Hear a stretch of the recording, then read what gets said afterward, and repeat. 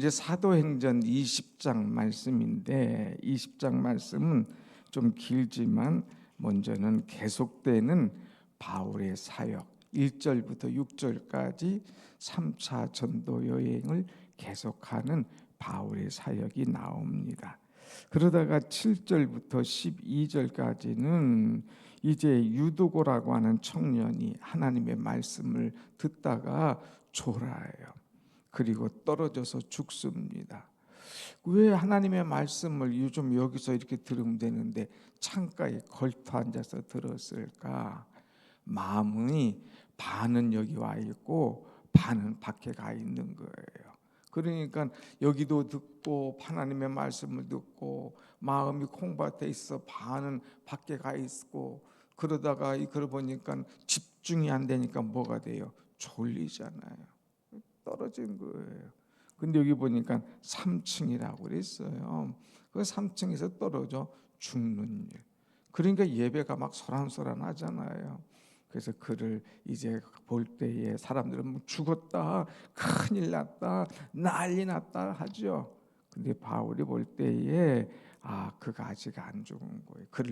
그가 엎드려서 그 몸을 안고 다 보니까 아직 안 죽었다, 생명이 있다. 그러면서 기도하면서 그를 살려내는 그런 이야기를 이제 우리는 볼 수가 있습니다. 그러다가 13절부터 16절까지는 드로아에서 밀레도까지 쭉 또 다니면서 복음을 전합니다. 그리고 밀레도에서 이제 3차 전도 여행을 마치면서 거기에서 사람들에게 부탁하기를 에베소에 있는 장로들을 좀 여기로 오게 해라. 그래서 에베소에 있는 장로들을 다 불러 모았습니다. 그러면서 그들에게 이제 내가 어떻게 3차 전도 여행을 했고 또 에베소에서 어떻게 목회를 했는가 하는 것을 쭉 그들에게 이제 돌아보면서 이제 목회했던 것들을 털어놓습니다. 이제 바울은 자기의 갈 길을 알아요. 이제 에베소에서 예루살렘으로 올라갑니다. 그거는 참 부귀 영화를 위해서 올라가는 것이 아니라 마지막 예루살렘에 가서 어떤 재판을 받고 어떻게 고난 받을 것을 알면서 여기서 마지막 장로들하고 고별 인사하는 그런 장면을 볼 수가 있습니다. 그런데 고별 인사하면서 장로들에게 내가 어떻게 목회했는가, 여러분들도 가서 교회를 섬길 때에 이렇게 섬겨라 하는 부탁으로 내가 없는 자리를 여러분들이 이렇게 채워 주십시오 하는 부탁에 이제 권면 말씀을 하고 있는 것을 보게 됩니다. 자, 그래서 18절 한번 같이 봅시다. 18절 시작. 오매 그들에게 말하되 내가 항상 여러분 가운데서 어떻게 하였는지 여러분도 아는 바니. 그러면서 19절 같이 봅니다. 시작. 곧 모든 겸손과 눈물이며 유대인의 관계로 말미암아 당한 시험을 참고 주를 섬긴 것과. 여기 무엇보다도 목회할 때 제일 처음으로 한 것이 뭐냐? 모든 겸손과 눈물이며 그랬어요. 목회할 때 정말 중요했던 것이 뭐냐? 겸손이라는 거예요. 겸손. 바울이 공부를 많이 했잖아요. 아는 지식이 많았잖아요. 그런데 자기의 백그라운드 지식 이런 거 자랑하지 않았습니다. 늘 겸손하게 어떻게 내가 주를 섬긴 것과 그랬어요. 교회를 섬길 때 가장 중요한 것이 뭐냐? 겸손한 거예요. 자기를 알아주지 않아도 겸손하게. 사람들이 왜 구제를 하고도 욕을 먹습니까? 자꾸 규제나 이만하게 하고 자기 이름은 막 이만하게 나타나려고 하니까 욕을 먹는 거예요. 그런데 바울은 이만하게 일을 해도 자기 이름은 요만큼밖에 내세우지 않는 그런 겸손한 그런 사람이었습니다. 아무리 지식이 많고 아무리 능력이 많아도 겸손하지 않으면 욕을 먹을 수밖에 없어요. 그래서 바울은 자신을 생각하지 않고 늘 겸손하게 주님 중심으로 목회했던 것을 가르쳐 주는 것을 보게 됩니다. 겸손은 뭐예요? 자기를 생각하지 않는 것이 겸손입니다. 겸손은 자기를 드러내지 않는 것이 겸손입니다. 겸손은 오직 주님만을 나타내는 것이 바로 겸손입니다. 여러분, 우리는 내가 죽고 내 생각이 죽고 내 의가 죽고 내 자랑이 죽으면서 자꾸 주님만 드러내는 겸손한 그런 신앙인, 겸손한 마음으로 교회를 섬기는 여러분과 제가 되기를 간절히 원합니다. 아멘. 겸손함은 말이 없어요. 근데 조금 해놓고 막 떠들어대면 말이 많을 수밖에 없어요. 사람들은 교만한 사람을 싫어해요. 그러니까 우리는 늘 겸손하게 모든 일을 할 때에 겸손하게 기도할 때나 헌신할 때나 이제 주의 큰 은혜를 나타날 때나 또 때로는 큰 능력을 나타날 때도 겸손하게 하는 것, 이것이 너무 중요하죠. 그 다음에 바울은 이 에베소 교회를 섬길 때에 눈물로 섬겼다고 하는 것입니다. 눈물로. 그래서 내가 모든 겸손과 눈물이며 그랬어요. 그래서 한 영혼을 사랑할 때에 눈물로 기도했습니다. 교회를 섬길 때에 눈물로 기도했습니다. 여러분, 우리의 눈물이 정말 중요해요. 어떤 이 선배 목회자가 이야기하는데, 성도들 앞에서는 눈물을 흘리지 마라. 성도들 앞에서는 웃어. 항상 즐겁게 웃고 행복하게 목회해. 그러나 하나님 앞에서는 울어. 하나님 앞에서는 울어. 뭐예요? 하나님 앞에서는 한 영혼을 사랑하면서 교회를 생각하면서 울면서 매달려 기도해. 그러나 성도들한테는 웃고 이제 행복한 목회를 해라 이거예요. 이것은 뭐예요? 우리의 속으로 우는 사람. 그래서 한 영혼을 생각하면서 교회를 생각하면서 우는 사람. 여러분, 교회를 섬기면서 교회를 생각하면서 울어보신 적이 얼마나 됩니까? 한 영혼을 생각하면서 울어본 적이 얼마나 있어요. 사람들 앞에서 우는 척하지 말고 하나님 앞에서 눈물 흘려 간절히 기도하는 그런 마음. 여러분, 눈물을 흘릴 때가 언제냐? 정말 그 영혼을 사랑할 때에, 그 영혼을 생각할 때, 그와 마음이 딱 하나가 될 때에 눈물이 나는 거예요. 우리가 영화를 보거나 드라마를 볼 때에 한 번씩 눈물이 나죠. 왜? 그 드라마의 주인공의 마음과 내 마음이 딱 똑같아질 때에 그때 눈물이 나잖아요. 그 영혼을 생각할 때에, 주님의 마음으로 그 영혼을 볼 때에 눈물이 나는 거예요. 눈물이 나. 그래서 우리는 어떤 사람을 생각할 때에, 혹시 누가 어떤 문제가 있을 때에 그 영혼을 생각하면서 눈물을 흘려 기도할 때에 하나님께서 바로 잡아주시고 세워주시고 또 교회를 든든하게 세워주시고 이끌어 가실 줄로 믿습니다. 아멘. 그래서 바울은 늘 목회할 때 모든 겸손과 눈물로 그랬어요. 또 목회할 때 정말 중요한 것이 뭐냐? 참는 거예요. 오래 참고.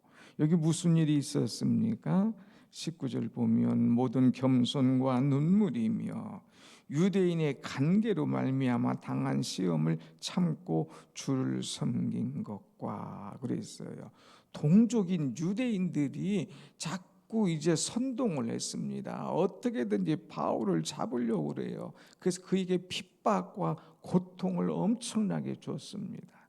그래도 바울이 그것을 잘 참고 이겨냈습니다. 그들의 간계 아주 간교하게 이제 고통을 주고 힘들게 할 때마다 오히려 그들과 대항하여 싸우지 않고 잘 참고 이겼다고 하는 거예요. 유대인들이 수많은 시간을 들여서 막 선동하고 재판에 회부하고 고통을 주고 막 그런 일이 얼마나 많았어요. 그러나 그것을 잘 참고 인내하면서 반응했다는 거예요. 우리가 목회할 때에 또 주를 섬길 때에 늘 참고 나가야 돼요. 여러분 목장에서 또 전도회에서 이 주회를 할 때에 오래 잘 참는 것, 이것이 중요합니다. 참는다는 것은 두 가지예요. 사랑하여, 사랑은 언제나 오래 참고, 사랑하면 참아요. 왜 또 참아야 되느냐? 사명이 있기 때문에. 이 사명을 잘 감당하기 위해서 참는 거예요. 여러분 이제 어떤 일을 맡기든 간에 눈물과 겸손과 오래 참음으로 이제 주의 사명을 감당할 때 주께서 반드시 함께 하시고 아름다운 열매를 허락하실 줄로 믿습니다. 아멘. 자, 그 다음에 20절 말씀 보면 이제 바울은 뭐라고 그랬어요? 20절 다 같이 시작. 유익한 것은 무엇이든지 공중 앞에서나 각 집에서나 거리낌 없이 여러분에게 전하여 가르치고 그랬어요. 하나님의 말씀을 거리낌 없이 가르쳤다고 그랬습니다. 하나님의 말씀을 전할 때 아이고 이 말씀을 전하면 이 사람이 시험 들 텐데, 아이고 이렇게 하면 이 사람이 넘어질 텐데, 그러면서 또 회피하거나 도망가지 않았어요. 말씀을 그대로 그에게 전하여 거리낌 없이 가르쳤다고 하는 이 말씀. 그러니까 바울은 담대한 거예요. 하나님의 말씀을 힘있고 담대하게 하게 하여 주옵소서. 어제 말씀에도 뭐예요?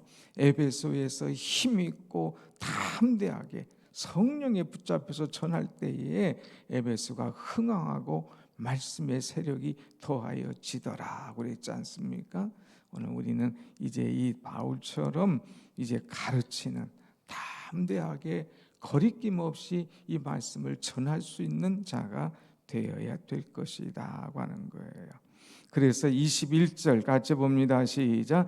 유대인과 헬라인들에게 하나님께 대한 회개와 우리 주 예수 그리스도에 대한 믿음을 증언한 것이라 그랬어요. 오직 복음은 두 가지예요. 회개하라, 회개하라, 천국이 가까웠느니라. 회개를 가르쳤어요. 그 다음에 우리 주 예수 그리스도에 대한 믿음을 증언했습니다. 믿음이었으면 헛거야. 믿음이 없으면 넘어져. 그러니까 믿음이 중요해. 가만히 보니까 이제 그들에게 믿음이 없어요. 그러니까 너희가 믿을 때에 성령을 받았느냐? 믿음이 없어요. 그래서 믿음을 말씀했지 않습니까? 바울은 늘 예수 그리스도에 대한 믿음을 그들에게 가르칩니다. 그런데 이 모든 일을 어떻게 했느냐? 자신의 실력, 자신의 경험, 자신의 그런 의지, 이것으로 한 게 아니에요. 22절 말씀 보겠습니다. 22절 시작. 보라, 이제 나는 성령에 매여 예루살렘에 가는데 거기서 무슨 일을 당할는지 알지 못하노라. 보라, 나는 성령에 매여 그랬어요. 나는 성령에 붙잡혀서. 그래서 3차, 1차, 2차, 3차 전도 여행할 때도 성령에 붙잡혀서 성령에 매여서 이제 전도 여행을 했습니다. 이제 나는 이 전도 여행을 마치고 이제 예루살렘에 올라가는데 이것도 성령에 붙잡혀서 간다 이거예요. 그런데 사람들은 거기 가서 어떤 일을 당할지 알지 못합니다. 거기서 어떤 환난을 당할지 알지 못합니다. 그러나 바울은 그것이 걱정이 없었어요. 자, 23절 같이 봅시다. 시작. 오직 성령이 각성해서 내게 증언하여 결박과 환난이 나를 기다린다 하시니, 사람들뿐만 아니라 성령이 가르쳐 주는 거예요. 바울아, 내가 예루살렘에 올라가서 거기서 환난을 당할 것이다. 하지만 성령이 나에게 결박과 환난이 기다린다고 하지만은 나는 두려워하지 않는다. 내게 주신 사명을 다하기 위해서 올라가노라 그랬어요. 어제가 성령 강림 주일이었지 않습니까? 사도 바울은 성령에 붙잡혀서 사는 사람. 그래서 사도행전은 성령 행전이라고 그러잖아요. 그래서 아시아에서 복음을 전하길 원했지만 성령께서 마게도냐를 통하여서 이제 마게도냐로 오라고 부르셨잖아요. 그러니까 마게도냐로 갑니다. 선도여행을 다 마쳤을 때 성령께서 예루살렘으로 가라. 거기에는 너에게 환난과 결박이 기다린다. 하지만 아이고 내가 거기 환난을 받으러 왜 갑니까? 거기 가서 묵기로 내가 왜 갑니까? 외면하지 않았어요. 그런 것들이 기다리지만 성령에 이끌려서 가는 거예요. 어떤 각오를 가지고 가나? 24절 다 같이 시작. 내가 달려갈 길과 주 예수께 받은 사명 곧 하나님의 은혜의 복음을 증언하는 일을 마치려 하면은 나의 생명조차 조금 더 귀한 것으로 여기지 아니하노라 그랬어요. 나의 달려갈 길, 예수의 사명, 그것을 증언하는 일, 이것을 마치려 하면은 나의 생명조차 조금 더 귀한 것으로 여기지 아니하노라. 나는 마침표 찍어야 된다 이거예요. 에베소 여기서 사람들에게 환영받고 축복받고 같이 은혜를 나누는 것이 마침표가 아니라 내 신앙의 마침표는 예루살렘이다 이거예요. 거기서 환난이 있고 핍박이 있어도 나는 가겠다 이거예요. 이 사명을 위해서 나의 달려갈 길을 마치기까지 나는 달려가겠다.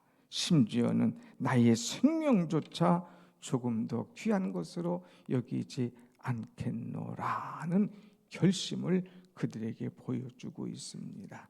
주를 위하여 어떤 결심하는가? 그 마음 대단하지 않습니까? 사랑하는 여러분, 사람들은 마침표가 중요해요. 한국 사람 용두삼이 처음에는 막 시작하다가 끝에 가서는 그냥 지렁이만한 그런 결과물도 없어요. 아니에요. 변함없이 가는 것, 그리고 끝까지 가는 것, 그리고 아름답게 마무리를 딱 찍는 것, 이것이 얼마나 귀한지요. 여러분 끝까지 잘 달려갑시다.